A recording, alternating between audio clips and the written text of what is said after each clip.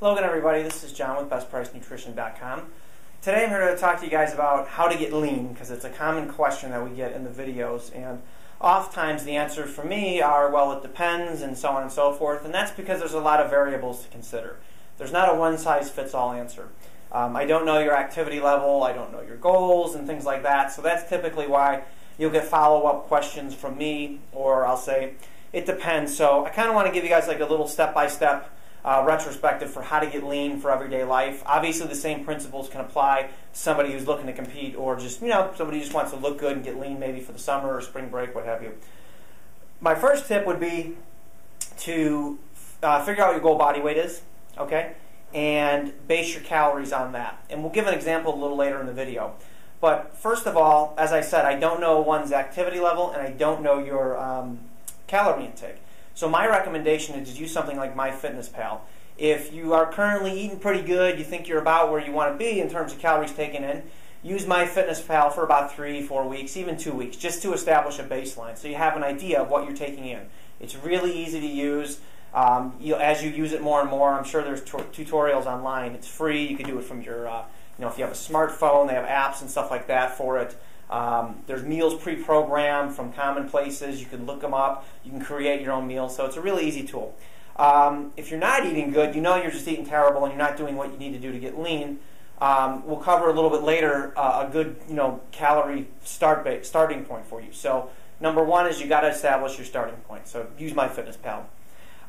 Number two is get an idea of, you know what you're training in. I don't. I don't know if somebody's running marathons or doing 5Ks or doing CrossFit or if they're doing bodybuilding workouts. There's going to be quite a variance between what people are doing, what they have time to do. A lot of these things are going to determine, because your activity levels and what you're doing is, number one, it's going to determine how many calories you're burning, which is one side of the equation, the calories outside. Calories in, we talked about first with diet. The type of training you're doing, the external stimulus, if you will, is going to also play a role in what you look like, along with genetics. Because, if you're doing more explosive, whether it be CrossFit or bodybuilding type workouts with more intensity, you're going to look one way because your body's going to be recruiting more your, fast twitch, explosive muscle fibers. Whereas if you're doing like marathon running, for instance, well, you're not going to build that kind of muscle. You're going to burn a lot of fat, but you're just not going to build that kind of muscle. So it's a different body type. Next would be determining, like I said, that caloric intake is your first step. But now, as I said, let's go to the guy who's not eating good right now, or maybe you just want a starting point. A good place to start, and again, this is a real, I'm making a generalization here because I don't know enough variables. So one would be with your protein. Protein is going to be the least dispensable of the macronutrients. Start at 1 gram per pound of body weight. That's about where it's at. You could argue it can go a little bit less than that, a little bit more than that. There's not a ton of great research saying this is exactly how much athletes can take, but this is kind of a good goal and a good benchmark, if you will. So 1 gram of protein per pound of body weight. Let's pretend my goal body weight is 185 grams of protein. Okay, to figure out the calories, it's just times 4 for protein, because there's 4 calories per gram. If you're keeping track of your macronutrients, you're keeping track of calories too. So it's just a preference on which way to do it. Next would be fat. Fat is your next macronutrient that I would say is the second least dispensable, if you will. Start at about 0.5 gram per pound of goal body weight. So 185 for my case times 0.5 puts me at about 92.5. The point here, aside from the example, is 0.5 grams per pound of goal body weight.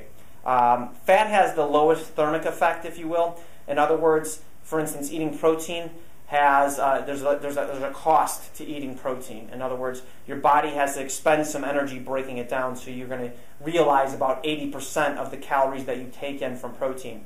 Fat is much less, has a much lower thermic effect. Sort of like MCTs, which tend to be metabolized a little bit different. They tend to be a little bit more thermogenic. Next up are carbohydrates. I would set carbohydrates, again, this is a benchmark, a starting point, at 1 gram per pound of goal body weight. So for our purposes, we're at 185 grams there. Carbohydrates also have 4 calories per gram, whereas fat, it's 9 calories per gram. So grams times 4 for protein and carbs, if you're trying to figure out calories. For fat, it's times 9. Again, if you're keeping track of your macronutrients, you're also tracking your calories, so it doesn't matter.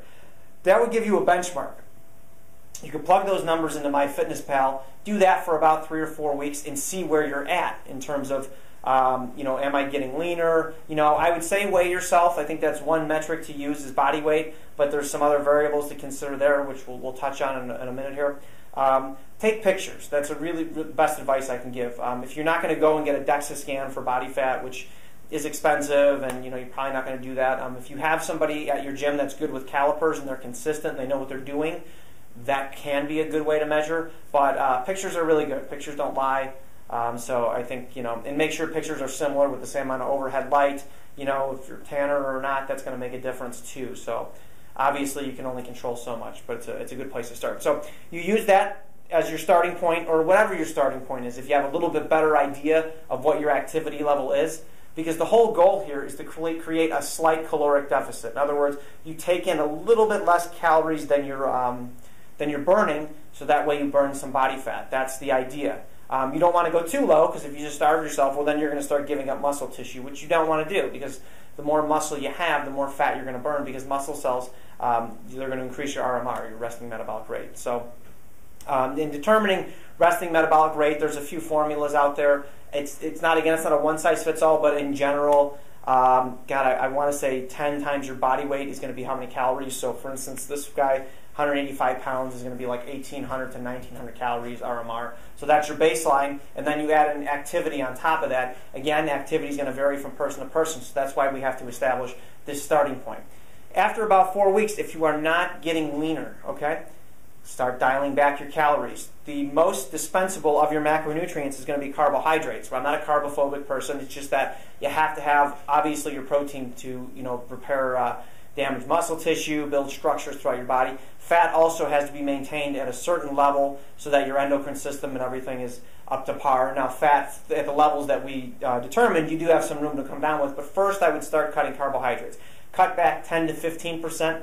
See how that goes for a couple weeks. And now you're getting somewhere. Now you're getting an idea of, hey, I'm getting an idea of how many calories I'm burning and where I need to be to get lean. Because again, there's not a one-size-fits-all answer. Supplements. Of course, we have to sell you guys supplements. No, I'm just kidding. Supplements can play a role. They can help you out a lot. Right off the bat, I would say creatine. A lot of people would argue that creatine is not something you can take lean, because when you try to get lean, it's going to blow you. That's just not true. It's a myth. It increases intracellular water, not extracellular water like beneath your skin or something like that. I'm on it right now. It's not going to keep you from looking bloated and whatnot, but it will affect your weight on the scale. So that's why I said maybe the scale is not the best determining factor. I would argue creatine is more important when you're getting lean sometimes, because it's going to help you keep your strength up. It's going to help you have a more intense workout, and if you have a more intense workout, it can indirectly lead to you burning more body fat, and it helps you recover as well. Plus, it's going to make your muscles look fuller. That's a good thing. Protein powder, such as like a whey protein isolate, ideally microfiltered, or you may want one that has casein in there, because casein, assuming you don't have any allergies or anything, is more filling. So maybe a whey casein blend could be helpful. Again, because casein tends to be a little bit more filling. Whey is not the most filling protein in the world. Now, something to consider with whey, independent of its really good amino acid profile, 25% of which being BCAAs, it also has immuno-enhancing benefits. It's antimicrobial to bad bacteria in your gut. It can be anti-carcinogenic. So whey is really a superfood. Just check out the research on it, especially microfiltered or the patented process CFM, cross-flow microfiltered whey protein isolates. Those are going to be your best bets. You could argue that a CFM whey concentrate is good too. It's just that most companies don't reveal the method by which the whey concentrate is yielded. Plus, whey isolates tend to mix a little better, and they don't have the fat and lactose in there. So if you are lactose intolerant, you don't have to worry about that. Again, if it's not filling you up enough or you're having issues, you can use a casein powder as well, or a blend, so you don't have to mix them together separate. You can use a multivitamin. Multivitamins, you have to have them. No, it depends upon your diet. What it will do is it's going to help you fill in gaps that you may not be getting in your diet in terms of vitamins. Fat burners. Fat burners can help, but it's not the end-all, be-all. It's not, hey, I take a fat burner and I'm not losing weight. Well, again, how many calories are you taking in? What's your activity level? Fat burners can help insofar as they can increase the number of calories you're burning by a little bit. That little bit can make the difference if you're relatively lean and close to where you want to be. So they can help. Just make sure you understand the context of what they can do. Same with pre-workouts with stimulants, whether you're taking it in a pill or you're drinking it from your pre-workout, they can help. And also those stimulants can have the same kind of effect that creatine can, in the sense that they can increase workout intensity, and they can also have that indirect effect on fat burning in addition to the direct effect of, say, an ingredient like caffeine that we understand to be performance enhancing. So that's where supplements can come into play. Other tips would be, if you're having trouble, is and some people may want to take a powder that has carbohydrates as well. Some people like the idea of getting their carbs in post-workout. Is that essential? No, it's not. But a lot of people, I personally just like to. It's something I've always done. So something with fast-absorbing protein and carbs post-workout. It's nice if you're somebody that has trouble eating immediately after an intense workout. It's a nice thing. That's what I do personally, because I have a long drive after I train, and then I eat something later. But that's preference. Meal timing is going to depend. If you want to do intermittent fasting, that's fine too. So don't get caught up in when you're eating so much as how much you're eating. When you're eating matters insofar as performance, in terms of, hey, I'm not going to go out and eat like this big burrito right before I go train because I'm going to be burping it up and stuff. That's not a good idea. So meal timing should be planned based upon your workout in the sense of performance, but not like, oh, I have to eat every X amount of hours. Pay attention to how many calories you're taking in throughout the day. Eat lots of greens. Greens are going to be, A, not only good for you, B, they're dense. They tend to be a little bit more filling. So there's something you can fill up on if you're having trouble with a hypocaloric diet. Because again, we've got to get your calories in a little bit below how many you're burning. Not way, way, way below to the point where you're burning muscle, and not too close necessarily to where you're burning, in the sense that just a little slip up can bring you back up into a surplus. So you might want to run a little bit more of a caloric deficit just to keep yourself out of the margin for error. Chewing gum is something else people like to do. Drinking a lot of extra water, maybe, or tea, whatever you want to do, some kind of fluid or something like that. That's going to help make you feel more full. I think that covers everything. Again, in terms of training, the more intense you're training, the greater the chance of injury, so be careful. I train really intense, it's what I do. So if you're new to it, ease into it. Don't just go bonkers and crazy and walk into a CrossFit gym and start doing power cleans with weight that you've never done before or anything like that, or even bodybuilding with 1 rep maxes. Just work your way up. I'd say the more intense you're training, the better. If I run 100 meters from here to a post, that's going to take, it's more intense than me jogging over there, so in turn I'm going to burn more calories. Not necessarily during the activity, but the effect afterwards. Because the external stimulus that I'm putting in is telling my body, hey, for me to run from there to there fast, I need a certain type of muscle to get there. That's that fast twitch muscle fiber, as opposed to that slow twitch muscle fiber that you're going to see in somebody who's running marathons or something like that. So lifting, doing more intense sprint type workouts is going to be more beneficial if that's your goal and what you're looking for.